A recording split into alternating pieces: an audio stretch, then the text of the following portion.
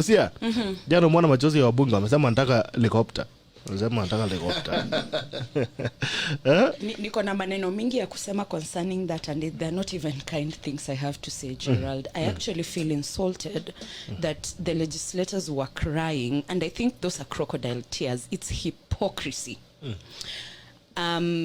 When your child is unwell and they come to you and they tell you that they are unwell, you take them to hospital. You don't start crying with your child over there. Our legislators have the power. I'm actually just looking at Article 94 of the Constitution, Sub-Article 5, and it says no person or body other than Parliament has the power to make provision having the force of law in Kenya except under authority conferred by this Constitution or by legislation. So when Nyikal was crying in Parliament, analilia nani? Anataka nani akuje kurectify your situation when he's the one person we've given the mandate to go to Parliament and rectify that situation? Honestly, analilia nani? Who are they crying for? When they say they want helicopters to take them to better equipped hospitals, who has failed our health systems? Who has built those poorly equipped hospitals that we currently have, if not them? So they're making mistakes, and now that they have to pay for their mistakes, they're crying foul. So sisi taxpayers tuanze kulipa pesa ya kumaintain chopper, ndio chopper iko standby ya kupeleka MPs hospitali, kwa sababu relatives wetu si binadamu, wao wanatumia petroli, hawatumii damu kama MPs. It's madness, and it's actually new jinga, new puzi, new shenzi. I don't even have, I don't think those words are even enough to describe the kind of stupidity that is going on in our parliament. It's mind-boggling, Gerald. What are your thoughts, Mijungu? You know, to see a member of parliament who has the responsibility crying, that was sad, to say the least. And as Lucia says, it's hypocrisy of the highest order. I'm always a believer, and I've always been an activist around health issues. I have never understood why somebody who earns $1 million shillings pays a maximum of 2,000 for NHIF as a proportion of that salary. Now urudi uangalie ule mwingine who is earning 10,000 but pays 500. Who pays more? The poor person pays more. Why don't we for once have NHIF paid as a proportion of salary, so that in your 1 million, if they take 5% or 10%, surely you'll be aggressive to know that pesa yako ilienda wapi, inafanya kazi wapi, then this money must go to public entities. There is no reason as to why NHIF should cover private hospitals, by the way. I don't understand. Let all the money that is collected through NHIF be expended in the public hospitals, improve the quality of medical, improve the salaries of doctors and nurses and all medical workers. With that, I think we'll be moving somewhere. By the way, this conversation, if you had it in the UK, that you are using public money to subsidize private healthcare. That is a big debate. In fact, the Prime Minister would have resigned yesterday. Even at the mere suggestion that you collect money publicly, then you take it private. Yeah, if you can afford private, go private. But majority of Kenyans, where we must not be capitalistic, is health, education, transport, food and water, food security, and all. There are basically 5 issues, and education. Yeah, because if we tackle those issues well, the 5 issues, then I can tell you for sure that will be an equalizer. I do not need to be a billionaire to live. I do not have to worry about leaving my children well, because they will always have a good start. But the question is, Mijungu, what really is the problem? Is it an helicopter or medical care? Because if we had an hospital in Mumias that is well equipped, why do you need a chopper to go to hospital? Do you know an helicopter is not an issue?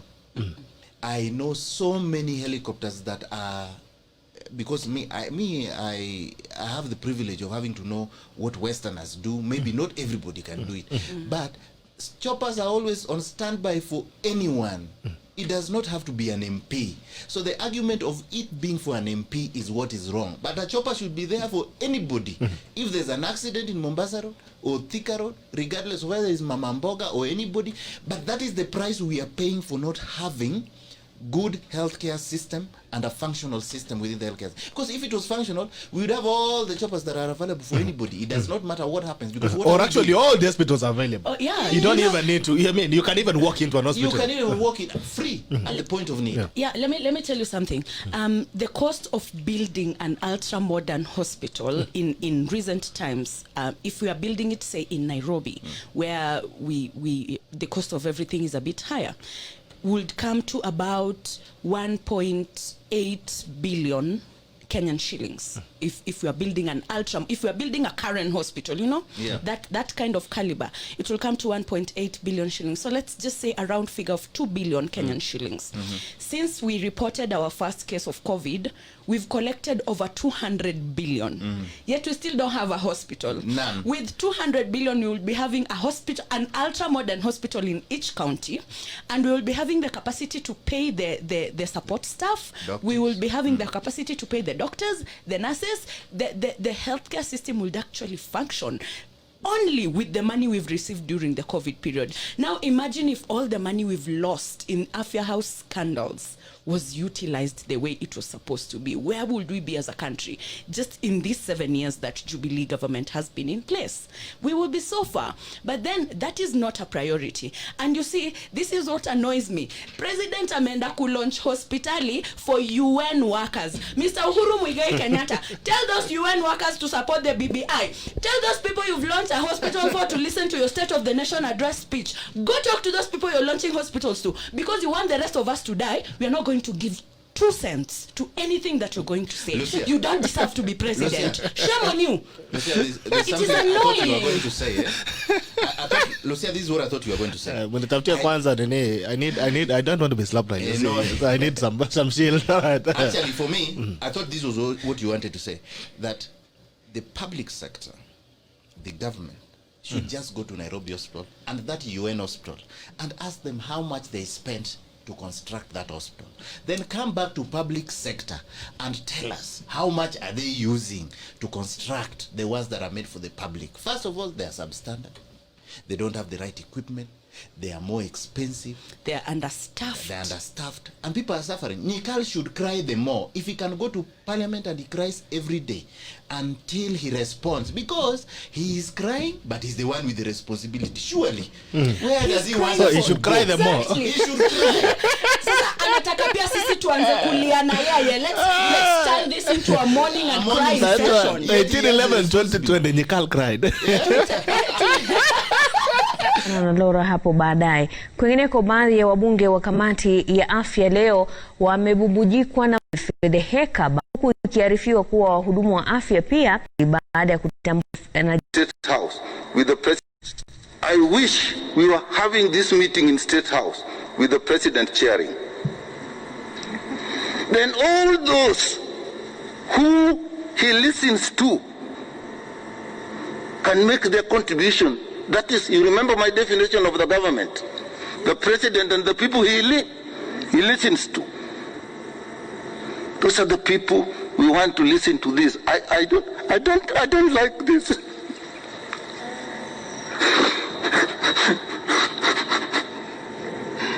All right, easy. You can do that to your doctors and your health workers. It's not fair. It's not fair. Take it easy. We hear you, Mheshimiwa. It's not fair. You know, Mheshimiwa. It's painful, Daktari. It's painful, Daktari. Health cannot be business. We hear you, Mheshimiwa. We hear you, Mheshimiwa. Now, Health Services Commission. Yes, it can be statutory, it can be constitutional. The only reason, and I've not worked as aggressively as it is, as I would have, because I know we have agreed that we are going to have a devolved system of government. And I know that a person who is running an institution will feel disenfranchised if the people that he's working with are being employed promoted discipline by somebody else. That's also a reality. The governors are also not wrong to be reluctant. But what is the reason why the doctors are insisting? Say whether I'm wrong. It is because one element of the constitution in this country has never been implemented. The national government, the ministry has policy and standards. Are they able to go to the counties and say, this is not according to standard, this is not the policy, we want it to be done differently? What will be the answer? This is a devolved function. Therefore, you can't come here. So what is the point of a national government that cannot enforce standards and policies? Nikal cried. He cried. I need someone to cry. Tuanze kumbembeleza kama Nikal. You know, Nyamaza Mijungu. Mijungu nyamaza, we can hear you. Yes, you can imagine. You're the one who's aggrieved. Yes. And then you come to complain to me because I'm the one who can change that situation. Yes. That you find me when crying. I start crying and then wewe mwenye uko na shida ndo unaanza kunibembeleza bana pole bana sikujua hii story itakuwa affect hivyo. Nani wewe ndio uko na shida? Very sad. Mijungu, you still have anything on that? Tumebeba watu vibaya. You know, healthcare is critical not just for members of parliament, not just for the public, but for the well-being of the nation. A healthy nation, you work better, you do better, you prosper. There's an institution here that keeps complaining that they don't have power, the Senate. But you know that is where health is. It's not even at the National Assembly because it's a default function. Say for this referral hospital, that, you know, the referral hospital is like the last end of it. Hatuwezi kufanya huku, let us refer you to this other place. But have they with devolution, have they also devolved resources? Because that has been the struggle as well in the counties. Who says the resources are not devolved? When you hear there are governors who are corrupt, what does that tell you? There is money. It's only that it is not been devolved much enough for us to do for you what we need to do for you and to steal.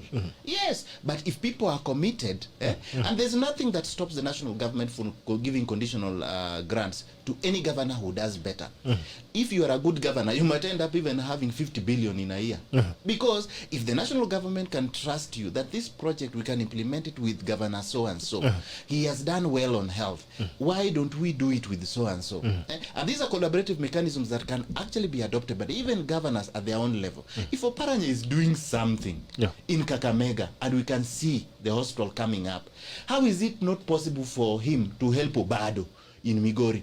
If Kirinyaga governor and Waiguru is doing the same in Kirinyaga, why can't he help the other governor in Kiambu to do the same? Remember during Kavogo's time, remember during Kavogo's time, people used to come from Nairobi. They will come from Nairobi to go give birth in Kiambu. Today, that is gone by the mere fact that you replace Kabogo with Waititu. But also and replace Waititu in Nyoro. Imagine. I think the people of Kiambu are very bad taste. There's a song that says straight out of the frying pan into the fire. I think that is the story of Kiambu. Now you have a professional who is in Nyoro, but he's even doing worse. Now, but that also calls for the system. What kind of system? Where was Kabogo's failure? Probably he had to have a system within the hospital that works beyond his stay as governor. That was his failure. But overall, he got 90%. He would have an A. But that is the dysfunction that we have here. So for me, the institution that is sleeping on healthcare issues is the Senate. They want money for oversight. Please, before you even talk about oversight, what kind of policies have you set out? What kind of standards have you initiated? So that when we are doing healthcare in Migori, in Kakamega, in Kiambu, in Nairobi, they are standardized. And I'll repeat what I said. If the president launched something in Gigiri for the UN workers, please just go there, pick that standard, ask. By the way, the public service, they don't need to do anything strange. They only need to call the person who did the construction and did the supplies. Give us the receipts, give us everything. Put in the public sector, how much did it cost? 2 billion. The last one we did, how much was it? 4 billion. Okay, just give me everything the way it was done there. There is land. Here is 2 billion. Go do it the same. Replicate it. How hard is that? But because of our interest, I mean, I even had the cabinet secretary for health saying this visa thing, I don't believe. You remember that? I mean, we've already forgot that this guy, we are not doing anything in Cambridge to get our own vaccines. And even if we are doing, we don't even know where it is. We are not as briefed as the Western nations have briefed their citizens on what they are doing. But you are telling us that what has given people hope. Do you know Pfizer had to revise? It was cheeky for me, but they had to revise their 90% to 95% effectiveness. Whether it is true or false, but they are doing something. They have sold us psychology. Imagine, look at Cambridge. I can tell you the best research medical facility you can ever find in Eastern Central Africa.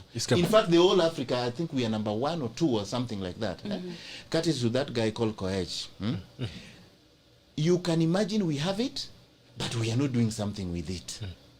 Because if we are doing, not even testing kits. Here in Senegal, they had even kits that could test as as long as 2 minutes. Within 2 minutes, you already have your results. Right now, but here, we have to make it expensive because it's a business. Yani, this country, we have a penchant for punishing success. It does not matter. Even if you start a business today, tomorrow KRA is there.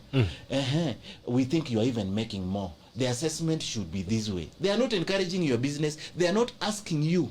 And it is what we see in public service. They are not asking you, how are you here? What challenges are you getting? How do we grow you further? How much are you making? Do you think if people did it more, how much would the country make? And then now you can come with your tax. But before you even think of tax, you've already come there. You are doing your assessment.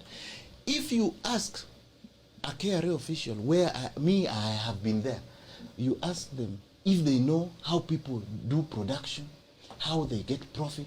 They don't know. All they do is to collect. So are they sensitive to business needs of the country, for example? I mean, we are just in a big mess. Autopilot. Muchendu, Nikal cried. You know, I think I can relate with his frustrations. You know, he was the director of medical services, national director of medical services between 2003 and 2008. Where? In Kenya. He went on to become the permanent secretary for urban, I think, and housing, if I can remember my... Very true. Yes. This guy is one of the best people in parliament today for me, especially in terms of contributions. And I think it is a frustration that members of parliament are already frustrated. How much more is it for the common Wanjiko who cannot voice out his frustration in parliament like Dr. Nikal? And we are here still saying form the BBI. You know, I don't have a problem with constitutional movements, as the president would want to say, and I don't have a problem with the president comparing himself with Moses, who saw the promised land. But I have a problem with, you saw a promised land, but you have not created a good path to get there. What if every Kenyan dies of COVID? Who will get to that promised land? And I think that is a problem we have. How do we have our first line workers, health workers, dying? Tomorrow we will be laying to rest the deputy med sup of Thika Level 5 in Kiambu. Sir. A very amazing woman who has contributed toward the development of Thika Level 5 to become one of the best hospitals in the country. It is sad that these people, one, they don't have insurance. They are not given insurance. It is very sad that the protective gear that the government is currently used is being questioned by the organization. What is the quality level of the things that they use to do this? Therefore, I think we have a nation that has its priority upside down. Because today, we cannot be talking about 14 billion going to referendum. Let me tell you, the companies, there are 2 companies that have declared they have finally found a vaccine. If you go to the US has already ordered about 300 million vaccines. We have nations that have ordered 30 million vaccines. What has this country ordered for its people? China has ordered 500 million. 500. Yeah.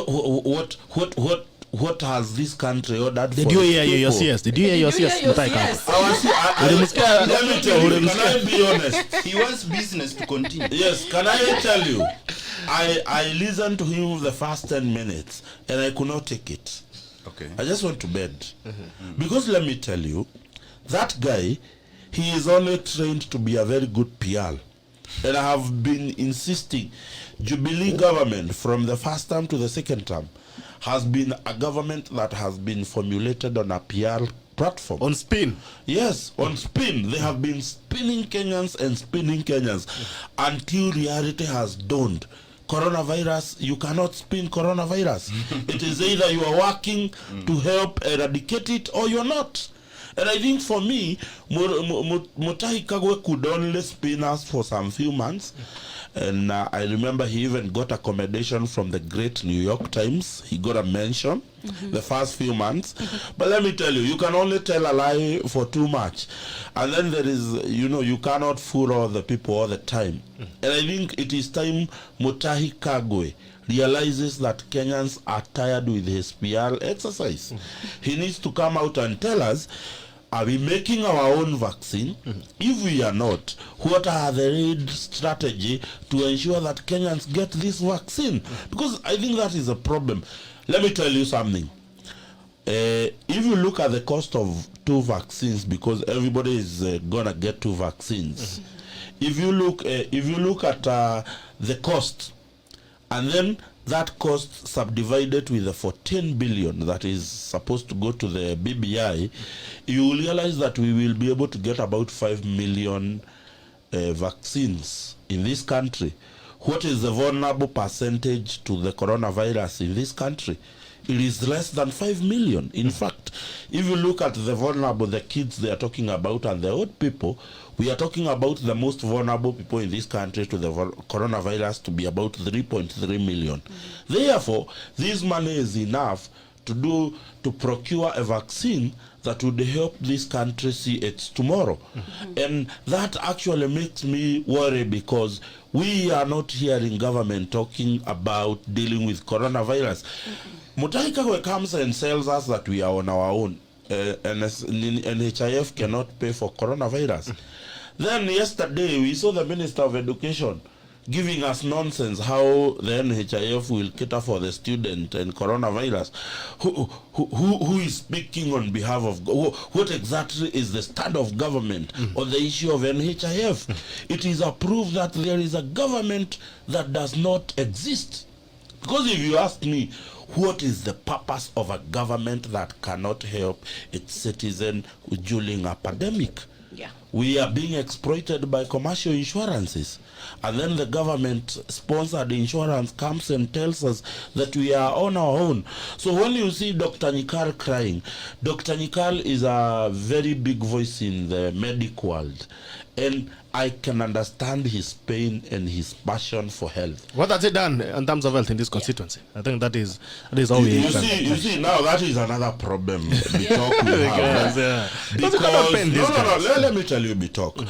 Our constitution has devolved the involvement of members of parliament in matters health. Yeah. If you want to do matters health in a constituency, you do it on your own good. You cannot use your CDF money to do anything that is going to health. But the most dramatic thing is that this Ministry of Health, the National Government Ministry of Health, despite the fact that health is devolved, there is a lot of money that has left with the national government, but the MPs cannot access it. They cannot talk about health because it is a devolved function to the counties. What is this money doing in the Ministry of Health? You hear I think this financial year we have allocated them hundreds of billions. Well, I mean, I think if my memory serves me correct, the budget for the Department of Health, the Ministry of Health, is almost equal to the entire revenue share of all the 47 counties. Yeah. And this begs the question, what exactly did we devolve? We devolved the responsibility, but we kept the money. The Ministry of Health actually gets around 350 to 415 that is about extra 30 billion over and top of what the counties are getting. And I think this is where the problem is. Right. We gave secondment of so many health workers to counties, but we were left with the money. I'll give you an example. I am from Kiambu County. We are doing a budget of 5.4 From billion. Nyoras County. Yes. Is it the frying pan or the fire? Time will tell. We are doing a budget of 5.4 billion. Matters health in Kiambu County. But you'll be surprised, 3.64 billion. It is recurrence expenditure. Why? After Nairobi, Kiambu received the biggest secondment of health, Ministry of Health employees. And then the third one was Kakamega. But these guys gave us a low whooping employees, but they did not give us the money. And I think that is where Uhuru is missing the mark. Can I tell you, we will not be counting the 14 billion of BBI. It is a small token in the budget. But the fact that you have not given attention to coronavirus, we are going to count any other money that we feel that is going to waste. It should be directed to the Ministry of Health. We should be talking about subsidizing what NHIF is doing, so that our people know, as long as I have an NHIF, I am taken care of. Right. So I think this government needs to reboot and go back to the factory setting and understand the priorities of this republic. We have just lost another MCA last night. From Nakuru. From Nakuru. And it is a third one in Nakuru. Poleni sana watu wa Nakuru. So, I mean, what exactly? We have lost a principal. An entire school yesterday, an entire high school, students who reported back, I think 57 of them have contracted coronavirus. Entire school. What exactly are you waiting for? I'm telling parents, keep your children at home. Keep your children at home. Watoto wakae nyumbani. Let me even shock you more. Yes. Since children reported back to school, we've lost 19 principals. 19 since schools reopened. And 64 teachers. 64 classroom teachers. How many people are those? You know, and you know, our kids are there. And there's no contact tracing that is going on for these people who are sick, for those ones who have died. So, tumeachia tu watoto wetu neema za Bwana, you know, like Mungu atawalinda tu. COVID, lakini Mungu atawalinda tu. And now my problem with this whole situation is, in as much as MPs cannot use their CDF money on matters health, one of the roles of the MPs is oversight. Ministry of Health has been losing money since 2015. Every year, consistently, a lot of money, si pesa kidogo. Why is it that our members of parliament have done nothing to oversee it? Ni nini iko pale Ministry of Health yenye imeogopwa sana that things will just be said and then they never see the light of day, you know? I think it's gangland. Mijungu. Yes. I see you've been absorbing and waiting to. Yes. Yeah, I'm listening. So when you're crying and we have mandated you to oversee this thing, you know, it's not a problem yenye imetokea jana.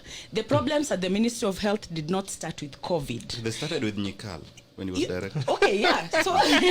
So when you're sitting here and you're shedding tears and you want us to feel sorry for you for what? We are giving taxes to pay your salary and you're not doing your job.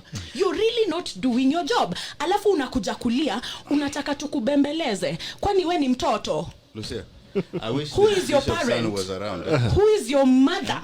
So that I just guide him a bit. I know we haven't come to this topic of BBI, but when you say we're heading there, But I think maybe let's finish up with this health thing and Nyekal. What I wanted to say was when you talk about health and money not going down there, and you talk about BBI and they talk about devolving 35%. So we want this money to go, but we have an opportunity to put it here, so that it's not goodwill. We are seeing what goodwill is doing to health today. So we are saying, if they say 35% going down, let it be 35% and the health money will be there to improve healthcare. At least we can deal with our problems locally. So right now Kenyans, and many Kenyans, are saying we don't want BBI. because we can implement the constitution. The only thing we need is goodwill. So we lack goodwill today to do it. Because Nikal describes the government is the president and those who listen to him. So any president that we elect, we are just clutching on straws. Does he have goodwill? We don't know. Until we elect that president and he sits or she sits, then we will know whether there's goodwill or not. We have an opportunity to put it there. So we need to go further and dispel rumors around this bill. When you say 14 billion, for example, IEBC has 14 billion was for a general election where you elect the MCA, everybody else to the president. It is not about a two-tier ballot, one ballot for every person just to say yes or no in a referendum. So I don't think this is 2 billion. When you talk about that IEBC, as to whether they need the 14 billion, we always know that the costs there are inflated. We have an opportunity to reduce it. We are not talking about reducing But it. we've already used 10 billion to move around and talk about BBI. No, that is what is being propagated. As to whether they've come out and I say, here is what we've spent on 10 billion, that is not there. Okay. Let us be honest. No one has seen it. Now, this 14 billion that we're saying, we could even use it, like you said, for vaccinations. It has not even budgeted for that BBI. Now, let's go to IEBC. We have people who are capable, Bitok, Lucia. I do not need to be paid to be a returning officer. Go to Denmark. A returning officer does not have to be paid. Get well to do. You know, when you come to reforms, let us not think money when it comes to reforms. Look at IEBC. How do we reduce the cost? If I take Bitok, Billy is here. I'm well-to-do, a bit of well-to-do people, civil servants. All you need to do is what they do in the US when it comes to jury duty. Supino, a public servant of rank, that Joshua Oigara, who earns 300 million shillings a year, that would be the returning officer for Turkana. Do I need to pay him? I don't need to pay him. Supino, another person. We can get all these brains to sit. Believe you me, they will give us the desired results for no money. Will we still have 14 billion budget in IEBC? It's because government runs on the basis of, we have a policy. Do we have the budget? Nonsense. Let us think, where is our civil duty? I like what is in BBI. It gives us the bill of duties. You can legislate under the bill of duties. We shall be supinoing returning officers. They shall be people well to do. In fact, we can get all chief executives who are earning 300,000 to 4 million shillings every month to be our returning officers in the constituency. Do you think we cannot get 290 people? And do you think we cannot get 1,500 well-to-do people to do that work for free? And we will send them anywhere. That is civic duty. So, in terms of reducing the budget of IEBC to next to nothing, we only need not even to think outside the box. Throw the box away and we will be able to tackle it. So as to whether we are peddling the use of 14 billion for such an activity, that is neither here nor there. We are still not thinking. But the more we think, let us go to other jurisdictions on how they do it. It is a civic duty to be able to do this, and we should be able to do it for free. Be a returning officer. Of course. It's a civic duty. Of course, yeah. So we do not need to spend a lot of money doing things that, I mean, Bitok, kukaa tu for one night to help your country count votes and record it. Do I have to be paid? Do I have to be paid? Then we will avoid the people who are there for money. Mimi, kama silipwi, mimi sitafanya. We have a chief executive who is earning 300 million a year. He does not really care. He will care about, have I done my job well? So if this guy can run KCB very, very well, surely he can run the county returning office of Turkana very, very well at no cost, just overnight. He has the system in his mind, in his head and all that. So can we think better? I do not oppose BBI because there are very, very good things in there. I hope we'll get to that discussion. Yeah, and the question is, we're talking about management of other sectors. You have people running very good private businesses, but they can't run government. Yes. How do you shape the paradox? Because of the bureaucracy within government, like I've explained. Today, if you're a government officer who is traveling for work abroad, the first thing they'll ask is their travel budget. How much are the per diems? What makes it not easy for us to get all our embassies to be able to book, because we have embassies all over, and have reciprocal arrangements with hotels. If you are a government officer traveling to Tanzania, the Kenya government has an arrangement with a particular secure hotel where you'd be residing, and we will be able to sort out the bail. Let me tell you what you will be removing. An officer who is going to Tanzania, who is motivated by going to live in some dungeon cheap hotel in some downtown to be able to save their per diems and earn and push up his earnings, will not be interested in traveling to Tanzania. Do you know why? Because he will travel to a designated hotel picked by a vehicle from the embassy and to a meeting, then back to the airport and narudi. When he comes back, he's in the office earning his salary. Whether it's 30,000 or 20,000, it does not matter. You understand? They will not be motivated. With that, we will be reducing the cost, because if you look at our recurrent expenditure, much of it that we look around here is about 14 billion. It's the billions and billions that go into travel allowances and per diems. So it is how we think of doing things. Right. Yes. If we Let's talk about drones. Kivuta kibwana Murkomen wanasema wametumia ma drones. I don't know, maybe Kenya has started manufacturing drones and we are doing some air test of the drones. What's going on? If you want attention, what do you do?